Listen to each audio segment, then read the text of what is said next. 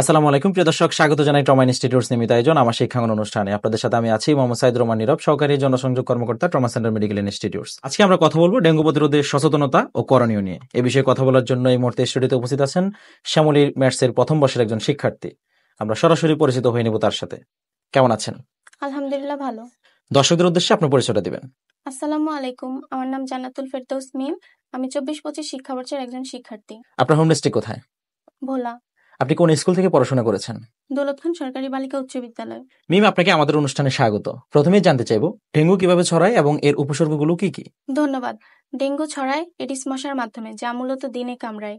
ডেঙ্গুর সাধারণ উপসর্গের মধ্যে রয়েছে হঠাৎ উচ্চ জ্বর, চোখের পেছনে ব্যথা, প্রচণ্ড মাথা ব্যথা ও শরীর ব্যথা, বমি বমি ভাব, লালচে র্যাশ বা কখনো কখনো রক্তক্ষরণ।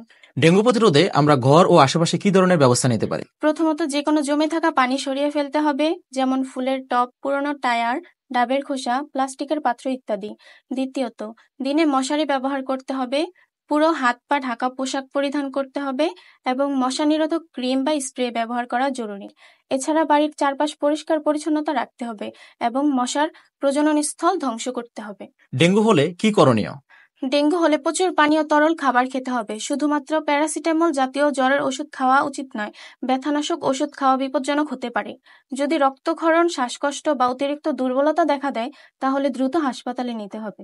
সাধারণ মানুষকে সচেতন করতে আপনারা কিভাবে কাজ করেন? আমরা কমিউনিটিতে লিফলেট বিতরণ, সচেতনামূলক সভা এবং স্থানীয় স্কুল কলেজে কর্মশালার আয়োজন করে ডেঙ্গু প্রতিরোধে করণীয় সম্পর্কে মানুষকে অবহিত করছি। আমাদেরকে সময় দেওয়ার জন্য আপনাকে আন্তরিক ধন্যবাদ। আপনাকেও ধন্যবাদ এমন একটি প্ল্যাটফর্মে আমাকে আমন্ত্রণ জানানোর জন্য।